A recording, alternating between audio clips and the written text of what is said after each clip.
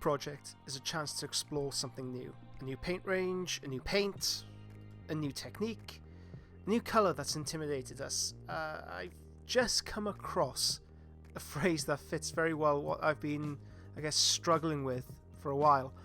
It's one of those techniques, one of those things I've been blindly reaching for, I guess, without actually having a name associated with it. Befuddled, I guess, is the best way you can call my line of thinking. It's an art style known as Tenebrism, and it's developed, or was developed, by Caravaggio.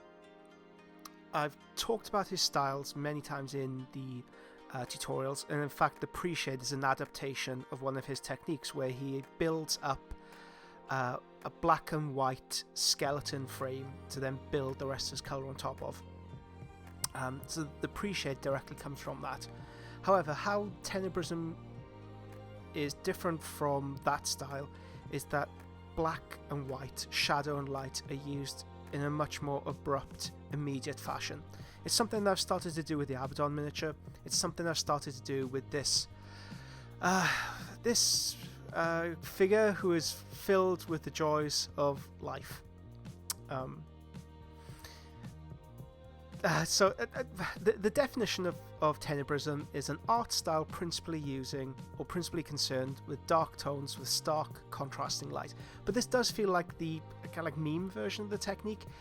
Sure, it explains exactly what it is, but it fails to take into account the wider context and the actual meaning of it, the deeper significance of it. For one thing, it fails to express the cultural context and the religious overtones of light and shadow, and how Caravaggio was able to spark somewhat of a, I guess, revolution through his use, and started a whole new line of art that's inspired painters throughout the generations, and it makes its way to our shores in this silly little hobby of ours. It's something I'm still grappling with, but I hope to expand it out and get a measure of it during this series.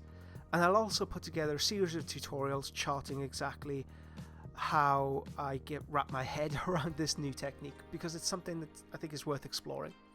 So, deep shadows with stark lighting effects. Abaddon has a pre-shade that creates this effect already, but the Praetor on screen, it's being painted with this principle in mind right from the off.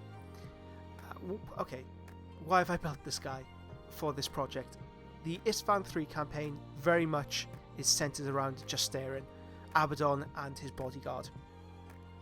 But I figure he won't necessarily take part in every campaign. There might be smaller games, there might be things that just would not require the first captain's the first captain's attention. So I built this Praetor in hopes of him being a stand-in, for one, and secondly, if I want to expand the force beyond the initial 1500 point Centurion, well, he's there ready and raring to go, and any excuse to develop a character I will take. I'll need a whipping boy, essentially. I can happily send into Doom scenarios and possibly grow his infamy beyond this challenge. So here's, I guess, a very rough, loose sketch of the lore. This is a Justerin Tribuni, Gedifron Mirisi. So Tribuni, in, I believe I'm pronounced that correctly, in Roman history, it's part of the command structure. However, it's not the commander. It's more, from what I understand, of an enforcer role. It's somebody given great honor within the Legion, but isn't necessarily relied upon to create battle tactics or lead the line. So, recruited from the Northern Chthonian industrial marches, Gedifron was a character well suited to the brutalities of galactic warfare. His strength at arms allowed him to subjugate his fellow man and dominate his contemporaries. Unsuited to independent command, displaying neither wit nor charisma nor imagination, Gedifron was, however, a useful enforcer within the Legion, beneath the eyes of his betters. He found favour in the court of Abaddon, locating himself close enough to the centre of power to practice his vices without reproach. He rather handily garbs himself in the mantle of a conqueror, and Istvan III offers a rare opportunity to prove himself worthy of greater esteem within the Legion and become a warlord in the hosts of the War Master. Throughout this project, I can't shake the idea of the Sons of Horus as being a legion of bullies. Scratch beneath the laurels, and there's not an ounce of nobility to them, even before the heresy, even in the Lunar Wolf days. Force of will, absolutely. Powerful, undoubtedly. However, they do display very unattractive traits in a human being. But you don't necessarily want those attractive traits in a military force designed to conquer the universe. So perhaps that's how they did generate so much renown, how they were able to conquer so many worlds, how they did become the most preeminent legion. Because they're just a legion of bullies. They're invested with strength, there's a bolt is slapped in their hands and they're told to go conquer. For the actual miniature itself, the parts list. So the basis of the miniature is built up from Lugfit Huron. That's the main basis of the miniature. I've had to adapt him slightly, his legs, his thighs, to fit in with the cataphracti plate. The Lugfit Huron's fist has been adapted with the Forge World Praetor set, so the shoulder pads. The sword comes from the Tribute. It was a limited edition Praetor model that came out. I happen to have the sword left over from a previous commission. The wolf on his back was a rather fortunate find. When you order through Forge World, sometimes you get dud sculpts, you get dud casts. I had a Horus, a rather severe miscast along one of his legs. Excuse me. So Forge World sent out a replacement. I threw this in the back of my bit bin and forgot about it until this project. I was able to shave off Horus's wolf cloak. I was also able to shave off some of the embellishments as well. So around the ribs, we have those two wolves coming together. That's from the Horus set.